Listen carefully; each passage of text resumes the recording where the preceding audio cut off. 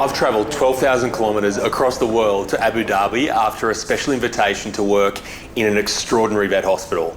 The animal they treat here is also extraordinary, the falcon. Falcons, they're not just birds.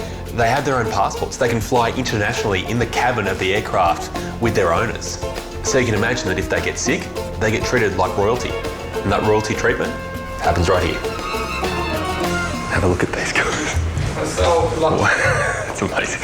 How are you? Hi, how are you? Good, I'm Chris from Australia, here to see Dr. Margaret. Yeah, okay, I'll take it. Thank you. This is the weirdest waiting room I've ever seen. Hello. Hi. How are you? Nice to meet you. Lovely to meet you. How are you doing? A couple of your patients waiting here? Oh, definitely, yes. They're just waiting for the checkup now. A world away from Bondi, Chris is meeting hospital director, Dr. Margaret Muller. I'm not jumping the queue, am I? No, you're always welcome to jump the queue, of course. I walk in and straight away realise this place is like nothing I've ever seen before. It's a vet hospital totally devoted to an animal that means a lot to me. I have two favourite birds, pelican and the peregrine falcon. I want to know though, for you, as a vet, you could have worked with any animal. What is it about falcons that captivates you? Falcons are fascinating. It's not just a bird, it's an individual character, it's a real personality. And the more you work with falcons, the more you learn. I mean, I'm working with falcons now since 16 years, but still I'm learning. And that's fascinating with falcons. It's just a beautiful bird. You look in their eyes and they're captivating you. And that's actually what happened to me. So it's like a virus. It's catching you and it never lets you go. Every year, Margit and her team treat over 9,000 sick and injured falcons. That is a lot of birds. The first feather of the wing is broken, which means that's causing her really problems to fly. And at the same time, if the new feather would grow, she would not have any hold. So it means she's not flying straight and level? See here? Oh, so wow. this is missing. The first one is missing. Okay. And that's an important one. The sad fact is, a falcon would find it incredibly hard to survive in the wild with an injured wing. Good. This girl needs immediate surgery if she's a chance of having that wing repaired. The need here is that she can't go back out and be a normal falcon until she has perfectly balanced wings and can fly normally. Yes, because if one feather breaks, then the next one could break and then it could just go down, and this will cause her really a major problem. Would she have broken that feather just through a flying accident? Yes, that's usually how they do it, yes. When they fly or when they hit a prey or they chase a prey and they hit, then they break the feathers. At the state-of-the-art Falcon Hospital in Abu Dhabi, Chris and Dr. Margaret Muller are about to begin delicate wing surgery. She's the Ferrari of the bird world, isn't she? She is, but in the same time, when you look at her like this, she looks like she has a big body. But when you open up the wingspan, you can see that the body is actually quite small compared to the wingspan. We have some falcons that have a wingspan up to 1.2 or 1.3 meters. So it's really huge. And is this the difference. Problem here? Yes. Yeah, so she's missing. Yeah, she's missing this part. It's the first primary, yes. Primary flight feathers are called that because they are the most important feathers a bird has. They take most of the force and give them most of the lift they need to get up into the air. Without them, they can't fly efficiently or safely. And in order to fix the feathers, we have some spare parts. Did I hear that right? Spare parts.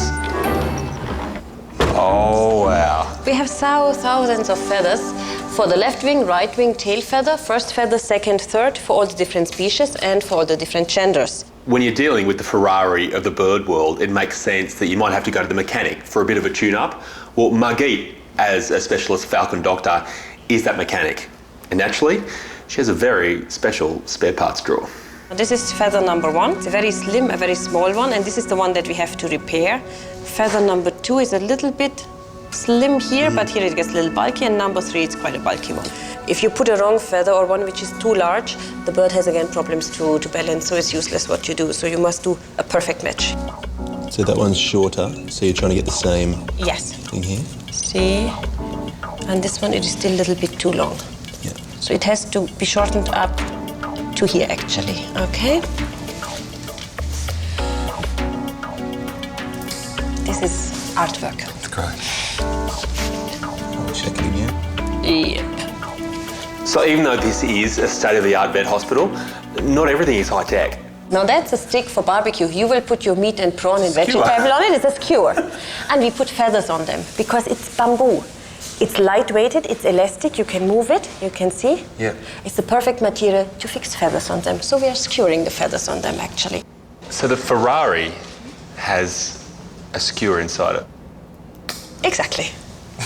I've never been a Ferrari mechanic, but I'm about to become a bird Ferrari mechanic. Together and then you mix. Yeah. Now you put it inside the shaft. Sometimes the most seemingly simple things are actually the hardest to do. We're talking about a skewer and a bit of glue here, but I'm sweating. This just has to be so precise and the pressure's on. You put this feather inside the shaft, okay? And try to make a nice alignment. Okay, and here we go. It's intense there, isn't it? You have to get it right. It is, it is. Chris and Margit now have to wait for the bird to wake up before they'll know if the surgery has been a success. You have to get it 100% right. 99% is not good enough for a falcon.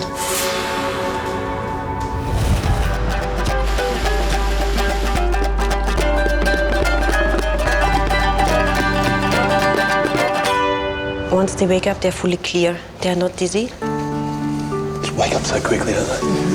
It's much faster than dogs or cats. In Abu Dhabi, it's an anxious wait for Chris and the team to see if they've managed to successfully repair an injured falcon's wing. Just testing out the new equipment. This is amazing. That was something else. Fixing a Ferrari with a 1 cent barbecue skewer. But now the biggest test will be to see if it works.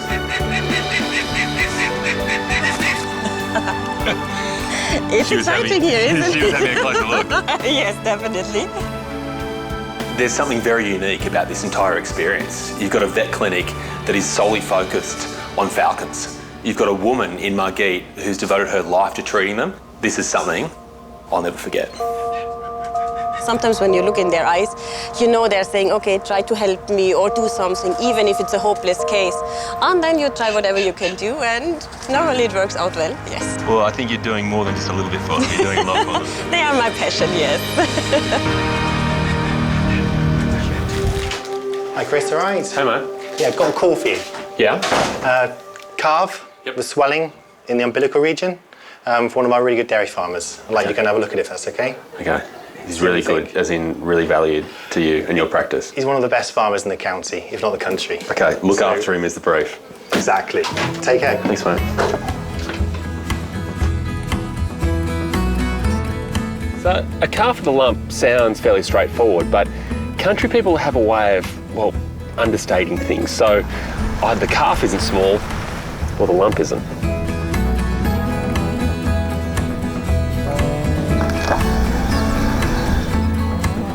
Hey, I'm Chris. All right, I'm Paul. Hey, Paul, nice to meet you. Yeah. All right, so don't laugh, all right? You're cold, eh? Freezing. So what's going on? You got one of these little Yeah, so I rang surgery out this morning. There's this calf there that wasn't eating, and she's very agitated. Okay. She has got a lump there, which seems to got bigger. It's come down more, so that's affecting her, I think. Okay. It's 4-month-old Walnut that dairy farmer Paul is worried about. You can see he's got the lump there. It's got worse over the last couple of days. It's quite big, isn't it? Yeah, it is. The moment I walk into the pen, there's no mistaking the problem. Just looking at that, Paul, I mean, it could be a number of different things. I mean, she could have a growth there, she could have an abscess. Yeah. It could be a hernia, but you know, for me the worry is the fact that she's off of food today. With lumps like that, you usually have time, but if she's not well today, then... That's right, something needs to be done sooner rather than later. Exactly. The thing about any cow is you can't just walk up to them and ask politely to feel between their legs. It doesn't really work that way. So we are going to need to push her into a corner, hold her there while I'll take Walnut's temperature, because that'll tell me straight away whether we're dealing with an infection here or something else entirely. Okay, so that's normal, which is interesting. I guess it makes something like an abscess a little less likely. Yeah. Doesn't explain why we're seeing what we're seeing though. All right, let's have a little feel. So it's right down the middle, which is interesting. It's quite soft. So the fact that I can put my hand in there, get rid of that. Big hole there. Yeah, so I think she's got a hernia. Hernia, yeah. A hernia is really a hole in the body wall, and it doesn't sound too serious, but the issue is that things can then fit through the hole and cause these lumps. The real danger with a hernia like Walnut has is that it's very easy for a bit of intestine to sneak through and then get stuck, lose its blood supply, and all of a sudden she could be dead in hours. Well, we need to get her sorted out sooner rather than later, don't we? So what do you suggest, taking her up to the surgery or? Yeah. I'd love to be able to tell Paul that this hernia will actually find a way to fix itself, but going on the fact it's grown so much over the last few days and Walnut isn't well today, it's not going to happen. She needs an operation and she needs it now. I'll go. Chris needs to urgently transport the calf back to the clinic for life-saving surgery. I'll go. Good go. Go on, there you go. Good go. Operating on cows is always something that, as a vet, you become a little bit worried about because there are so many things that could go wrong. Obviously, you have the anaesthetic risk, but on top of that, cows can so easily get bloated during the procedure. If that happens, we could lose Walnut. Good girl. Good girl. Chris is at the Penmelon Vet Clinic in the UK, where he's about to perform life-saving surgery on 4-month-old Walnut. A little bit of a sleep, sweetheart. The calf has a massive hernia growing out of her stomach, and it needs to be removed urgently. Usually where a cow falls asleep is where she stays, but thankfully we've got a hoist, and that means I can actually get Walnut into the exact position I need for the surgery. Obviously removing the hernia here is the main priority, but at the same time with any cow anaesthetic you have to be so conscious of two things. First of all, they produce saliva constantly, so unless you're getting rid of it, they can essentially drown in their own saliva. But also, they produce a lot of gas. If that gas doesn't get released, they can bloat, essentially blow up like a big balloon, and that can kill them. Vet Peter Murrish has the critical role of anaesthetising the calf and monitoring her vital signs. He has to ensure that Walnut's airways remain unobstructed. Right, nicely asleep. We use an inflated tube and we keep their head low so that any saliva drains out to stop the calf from drowning. Fairly well settled at this end. She's at a nice level. Yep, she's doing well. Yeah. Breathing and happy. Right for me to start? Yep, go for it. Yeah. So I'm really at the moment just trying to make a few cuts just to get a bit of an outline about where we're trying to focus this operation and hopefully get in and around where this hernia is. So the key is now just to cut essentially around the hole, remove what's been sticking out and then stitch it back together. But the problem is it's been out for long enough now, it's starting to all stick together and everything's a bit inflamed. So breaking all this down is going to take a bit of work. I'm really focusing on trying to get through this surgery as quickly as possible, but each time I look over to Pete, he seems worried. And I know why he's worried. I can hear the sound that he's concerned about.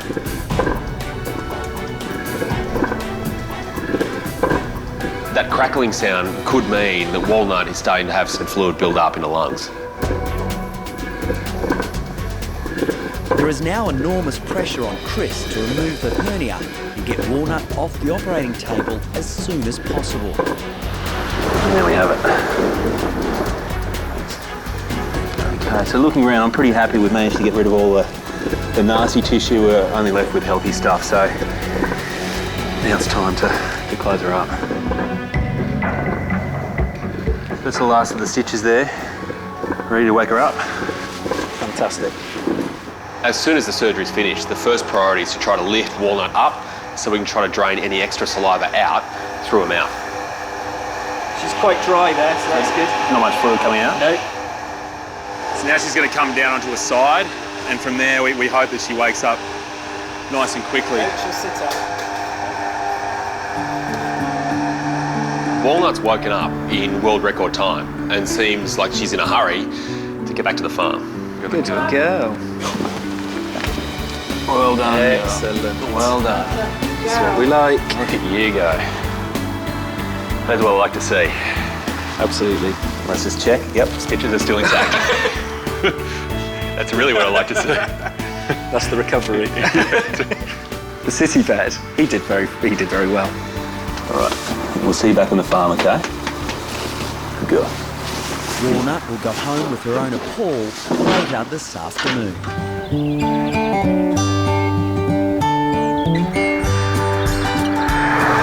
You could say this visit's all about catching up with Walnut, but you could also say that this visit's about checking her stitches have held.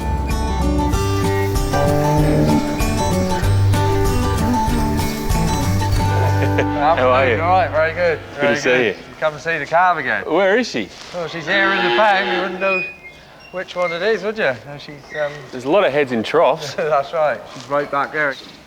It's been 48 hours since the operation to repair Walnut's hernia. Chris is back to see how Walnut is coping after her life-saving surgery. Go on, Walnut. I think you've earned this. Come on. The important test now is to see if she'll start eating. It's all yours. It's all yours. No strings attached. No, nothing at all. Now there's a good sign. Walnut doesn't just look good today. The moment that head of hers goes into the bucket, you know, she's feeling a lot better too. With Walnut concentrating on breakfast, Chris can get a close-up look at those stitches.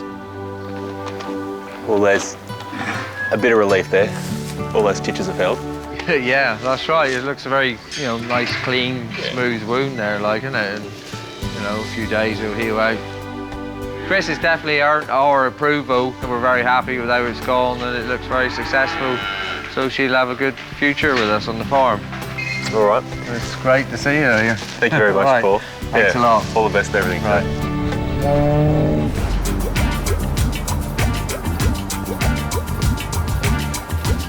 I'm in Johannesburg, and what a city.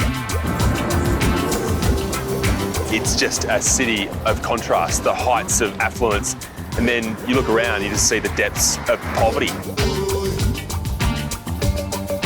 And right now, I'm heading to the outskirts with the SPCA, and I reckon I'm in for a surprise. Chris has joined up with SPCA vet Leon Malherkey. They're heading to the community of Finetown to provide much-needed free vet care. The problem that people have in this, remote areas is such they don't have transport. And they have a lot of animals. So, as I say, if they can't get to us, we've got to get to them. What I can't believe is that 20 minutes ago, we're in the centre of Johannesburg, a thriving economic centre. And then we come here. They're worlds away from each other. Word gets around when you arrive? Yeah, the people will start coming. It's not long before the locals are surrounding the mobile clinic. People are just coming from anywhere and everywhere. It's loud, it's noisy, there's just animals appearing. I just hope we can handle them all. The vets provide basic health checks and desexing clinics. But today, the focus is on providing the all-important vaccinations for the killer disease, rabies. That one dog bite him here. Okay. The blood was coming from the mouth. From the mouth? Yeah. If your dog gets rabies, he's going to bite the people, you're going to die as well. There we go. Oh, boy. You're a very good boy, aren't you? It's lack of money, not lack of love, that's threatening most of these animals, including flamboyant Mary's reluctant buccaneer. How long have you had him for? 3-4 months. He's at least 6 months. 6 months. He's got all these teeth. Yeah. Oh, yeah. Yeah. He's got fleas. Yeah. And the other one is big and is brown. Yeah. See here? Is this what you mean? There's it. Yeah. Yeah, it's ticks. Yeah. Yeah, so it gets ticks as well. What about those? What's wrong with it? Maybe we think about getting him desexed so he stays at home more and stops fighting? You want to kill it? No. There is a love for dogs here. You look at Mary in the way when she talks about buccaneer, a big smile comes across her face. You just need to give them the means to look after their animals, and they'll do it. There you go.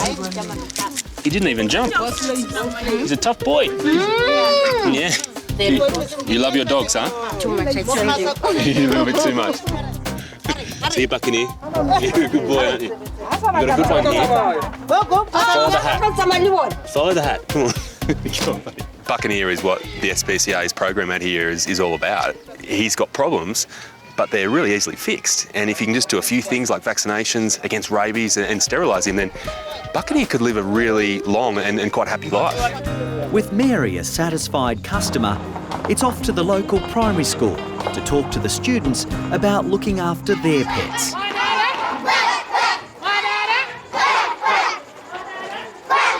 Part of the SPCA's work here is all about education, and it really starts here with the kids because they're the ones that go home and spread the word to the rest of the family. The education today is coming from the esteemed teacher known as... Yep. So in Australia, what I do is I look after animals. So I'm like a doctor for animals.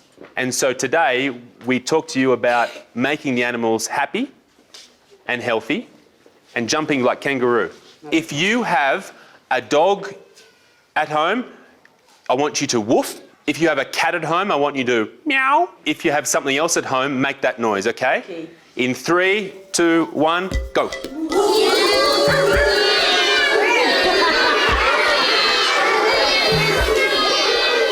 I can see you're going to be very good to your animals. And thank you for having me in Finetown. Thank you.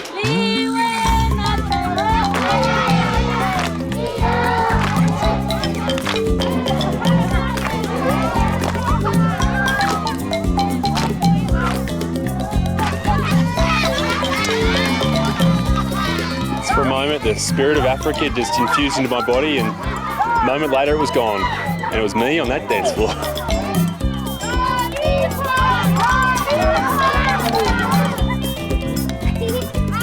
This seems like a lot of fun, just running around, dancing, playing games, but the message here is associating animals with care and with love. And that's what the SPCA is doing out here. It's a hell of a way to get a message across, and it works. I'll see you later.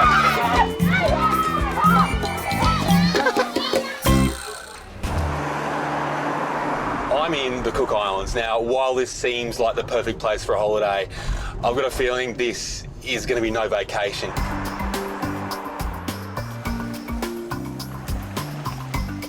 Chris has flown 5,000 kilometres to the exotic South Pacific, but he won't have time to enjoy the sights. You see, there is only one vet clinic here, and they service an area of islands that's spread out over a patch of ocean bigger than the size of Australia. So I'm guessing they're going to need a hand. Chris is headed straight to Rarotonga and the Esther Honey Foundation, which cares for the island's sick and injured animals. I know. The clinic was set up 30 years ago and relies entirely on donations and volunteers. Hello? You the boss around here? Hello? Hello? Hi. How you going? I'm Chris. Chris, Amy, nice to meet you. Good to see you, Amy. Here to help. That's spectacular.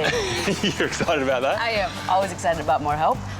Since we do always have a full house at the Esther Honey Foundation, having extra sets of hands and extra help is always appreciated and takes a little bit of the burden off of us.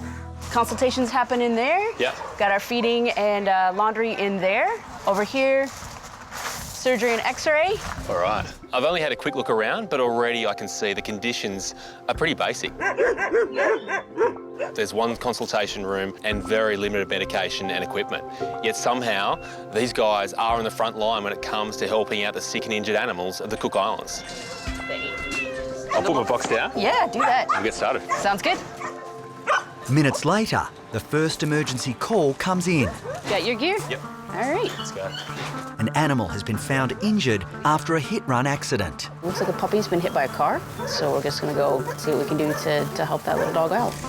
So this is pretty typical of what happens around here, I guess, with dogs not having fences and... Yeah, it is pretty typical. It's also relatively typical that we need to go out and collect them because as you're seeing now, most of the people just have motorbikes To be honest, as I'm arriving with Amy, I am expecting the worst. The cars on this road move quickly. So, the outcome surely can't be good.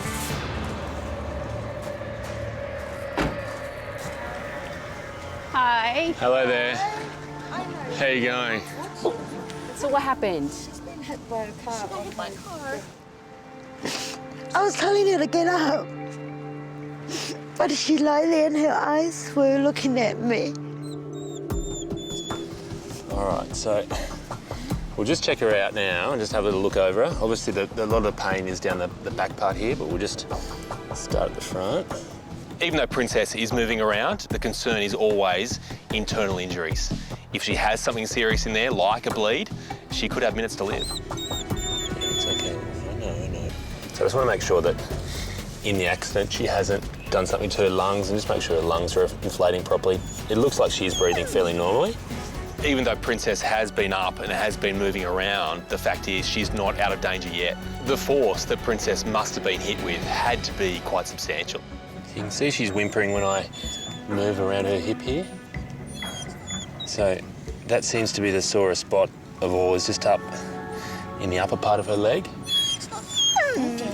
Isn't very comfortable for her. The obvious concern for me is that Princess has a really nasty fracture of either her femur or her pelvis. If either is the case, the consequences for her could be incredibly serious. I think the best thing to do is take her back to the vet clinic for an x-ray, and then from there the best thing we'll be able to do is work out exactly how severe her injuries are and what she needs from there. Okay. That sound all right with you? Owner Mary and her niece Stephanie will be devastated if they lose their much-loved Princess. I'll do anything just to keep her on her feet and make sure she's all right. As long as she comes back and she's fine, that's what matters the most. Okay, so we'll talk to you soon. Yep. Okay, no problem. At the back of my mind throughout all of this has been the fact that the Cook Islands doesn't exactly overflow with orthopaedic surgeons or orthopaedic equipment. See you soon. If we do have quite a serious injury here, then I'm not sure exactly what we can do for it. Oh, where's the x-ray? Yeah, x-ray's down here to the right. Take her right in.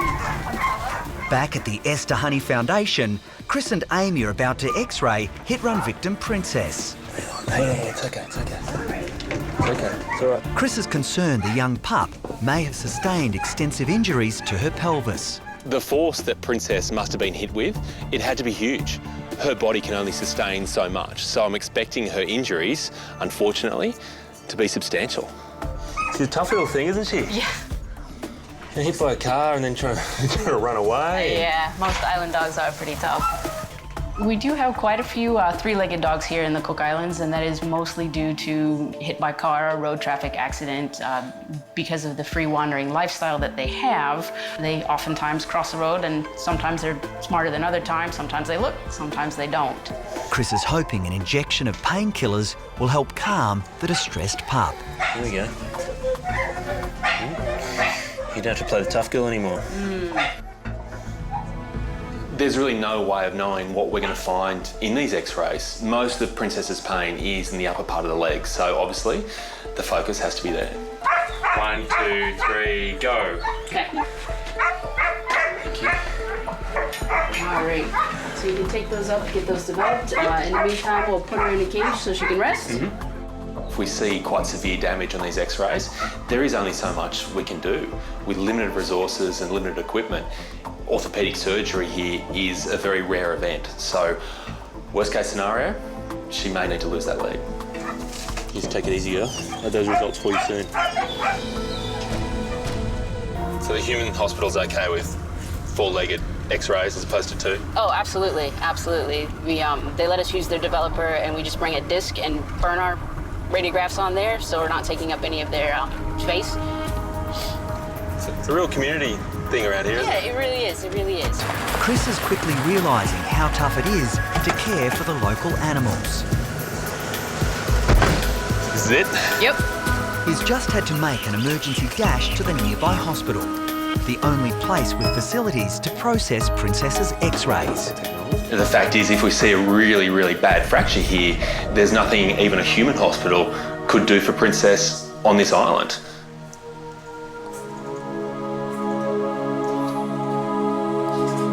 Wow. Didn't expect that. No. She has just somehow taken a hit. Moved on. And moved on. The femur is very much intact, going into the head of the femur, into the pelvis. There's really Looks really good. no problems there. No. Which is quite remarkable. So we'll just have a look at the other view just to make sure. I mean, going from the knees right up to the pelvis here, she was whimpering when we touched those areas and flexed them. Yeah. But it looks like it's just all been soft tissue, just bruising really. Yeah. You do assume that just to survive around here, the dogs have to be, I guess, tougher than your average dog. And Princess, despite her name, is clearly no different.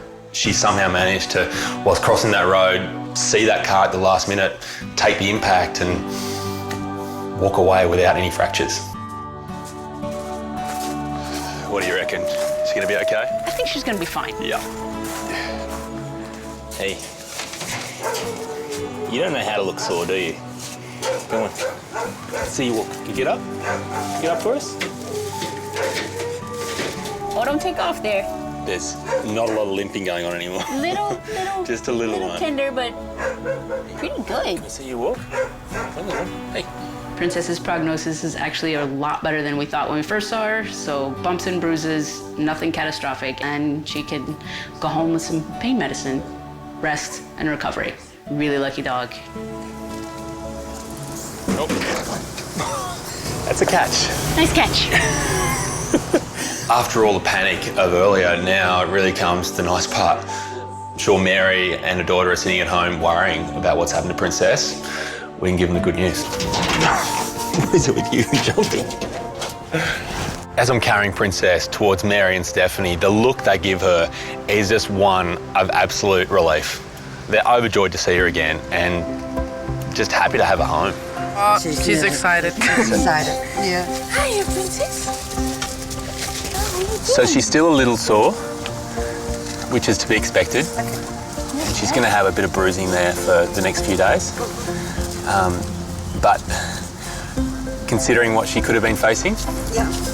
it's a very, very good result. I'm just grateful enough that you have saved her and brought her back and nothing has happened to her. You're beautiful people, and I can see how much she clearly means to you and how much you mean to her, considering that tail hasn't stopped wagging the whole time. We are grateful to both of you. It's great that the whole Esther Honey Foundation exists, isn't it? It's going to be hard to forget my first patient in the Cook Islands, but really she's demonstrated perfectly exactly the role these pets have in everyday life. They're part of the community, they're part of family, and they mean the world to these guys. Chris is back on the road. His next destination, California's biggest cat house, located 350 kilometres north of Los Angeles. Hello. Now, you're Linnea, right? Yes. How you going? I'm Nice Chris. meeting you. Nice to meet all of you. They came just to say hello. I'm just astounded because there are cats everywhere. Everywhere you look. Rooftops, trees, on the ground, everywhere. Cats. Is it true you have 1,000? We have 800 adults and 200 kittens, so that pretty much counts to 1,000. I've never seen that breed of cat before, though. Poor thing, already has an inferiority complex. The cats pick on him. I'm scared to walk. Where do we need to go here? You have to basically look down. You can't walk with your head up anymore. We're gonna take you in the house and show you what used to be my house, and now it's the cat's house. I moved out about 4 years ago and gave it to the cats. There isn't one tree or square inch that doesn't have a cat in it, on it, or around it. I am the epitome of a crazy cat lady. I don't say I'm sane or insane, I'm just eccentric. Watch your step. When Chris walks in that house, he'll just probably stop with his mouth open because it's something that you've never seen anywhere before. Come on in. Wow. Extraordinary. Oh, incredible. This is now the cat house, and you can see why we call it the cat house. It's like a big cat slumber party. I've never seen anything like this in my life. This is unbelievable. There's at least 100 cats just in this one room. There you go. This is one of the most bizarre things I've ever seen. There's not a surface available in this room that isn't occupied by a cat. The really weird thing is, it doesn't smell. You know, I've seen people's houses smell after having one cat, but somehow it's fresh and full of cats. Can I ask a really stupid question? Sure. Why? Well, I wondered myself what caused me to go into this extreme. But when I was a young girl, my mom wouldn't let me have a kitten. And I think that might have scarred me. If she'd let me have that kitten, maybe I wouldn't have 1,000 today. Over 20 years, this feline refuge has provided shelter to 21,000 cats and more than 7,000 dogs. They're pretty clingy. And the longer you sit there, the more will come. There you go. Now, make a break for it. Run, save yourself. Oh, I can breathe. You're a tough man. Oh. The cat house on the Kings has become one of the nation's largest no-cage, no-kill sanctuaries, rescues, and adoption centers. Once a cat comes here, it is up for adoption. However, if it doesn't get adopted, at least it has a life. It might not have a home, but it has a life. Housing this many strays comes at an enormous cost. I spent over $100,000 of my retirement money, and then I needed a fence done real quick, so I traded my 2-carat diamond ring to the fence man. So I did whatever I needed to do to keep going and to take care of the animals. You must go through a lot of food, though. We sure do. We go through 50 cases of canned, and I would say a half a pallet of 40-pound sacks of dry food, and that's a week. That's over half a ton of food a week. A week. They're well fed. That's extraordinary. So guess what comes out the other end that we have to get rid of? Well, who does that? We have 2 people that do that, and they just scoop poop. Come on, babies, let's go. It's not just the house that Linnea has donated to the cats. These rescued orphans have free reign over her entire property. The cats have everything. They have food whenever they want it. They have 12 acres. It's all protected. It's cat fenced. And they get to go in the big house, go to the river, do whatever they want. It's just perfect, as far as I'm concerned, to be a domestic cat. This is truly cat heaven.